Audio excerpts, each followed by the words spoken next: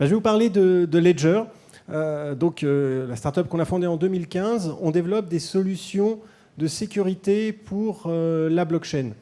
Alors, notre objectif, c'est vraiment de permettre à différents acteurs de la blockchain qui sont en fait les utilisateurs, les serveurs ou simplement les objets connectés, de pouvoir exécuter de façon sécurisée les applications. On a parlé longuement de la blockchain, je ne vais pas expliquer ce que c'est. La chose qui est importante à retenir, c'est que l'intégrité des données est garantie par le consensus. On a donc une sécurité qui est extrêmement forte au niveau de ces données. Par contre, au niveau de l'utilisateur final, et l'utilisateur final, ça peut être donc un PC, un smartphone, un serveur ou un objet connecté, la gestion des clés, des identités numériques est extrêmement importante. Arriver à conserver son secret cryptographique, c'est la garantie de pouvoir exécuter l'applicatif de façon sécurisée. Donc quand on voit qu'il y a des applications d'objets connectés ou de serveurs qui gèrent en fait soit des tokens qui ont une valeur marchande, soit qui vont gérer par exemple des contrats d'énergie, etc., il est important d'avoir des couches de sécurité importantes.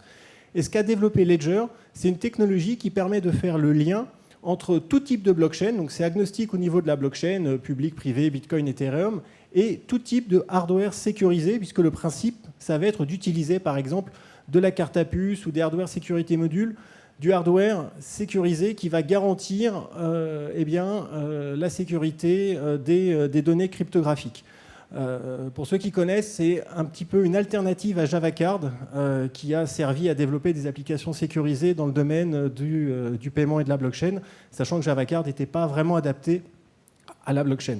Alors concrètement, qu'est-ce que c'est ? On a déjà lancé plusieurs produits. Donc, par exemple, ce qu'on appelle des hardware wallets, c'est des cartes à puce qui permettent de sauvegarder bien des bitcoins. Parce que quand on possède des bitcoins, ce qu'on possède vraiment, c'est des clés privées. C'est un peu comme des bons porteurs non révocables. Et donc, on ne peut pas les laisser dans un ordinateur ou un smartphone classique parce qu'un malware pourrait les piquer.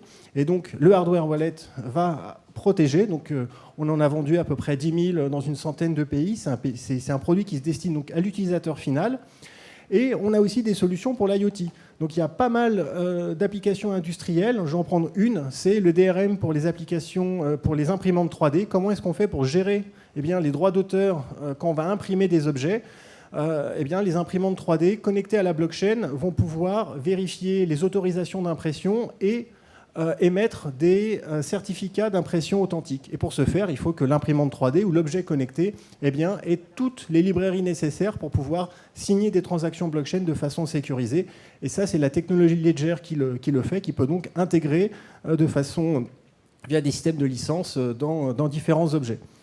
Donc on est une équipe de 17, on est entre Paris et San Francisco, et puisque c'est un pitch, j'en profite, on est en plein roadshow.